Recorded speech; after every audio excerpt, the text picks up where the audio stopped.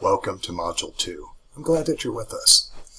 You'll notice at the end of Module 1, I put some best practices in there. Take a look at that and it'll give you some reflection and tips on connecting theory and praxis.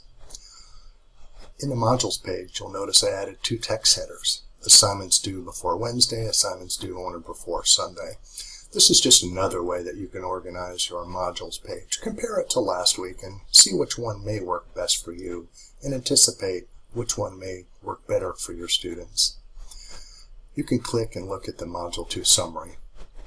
But the first things that I'll ask you to complete on or before Wednesday is the reflection and then a voice thread. Now I know Tuesday is a holiday and I'm going to ask you to take off on Tuesday, just enjoy the holiday and spend time with family. You'll have the better part of today and Wednesday to complete these 2 activities. So enjoy that time. But let me show you something. The reflection is going to be using a flip grid. Now you may or may not have used a flip grid before, but let me just show you quickly how to navigate through the flip grid. If for some reason your browser doesn't work, you can always click right here to access the web application of the flip grid, but you shouldn't have much trouble going down and clicking on the blue button. And once you do, you'll hear me start to talk, and then when you want to respond, click View Responses, and then you can click here to add a response. Now, let's go back.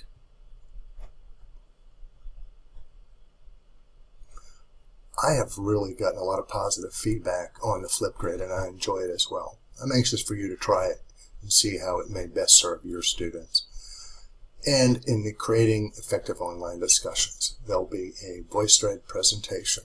Now, I'll narrate some of the slides, but not all of the slides, and you'll see 2 particular slides on there that'll be asking you to respond to questions.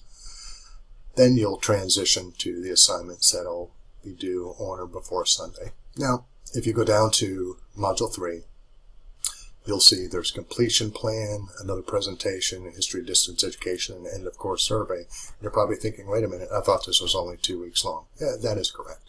Now there may be some assignments from last week or this week that you'll need to push into that 3rd week from the holiday, or just because life happens and it is summer and sometimes we don't always get everything done. And in an online course, I always like to have a little bit of a margin for students to be able to accomplish things towards the end of the semester.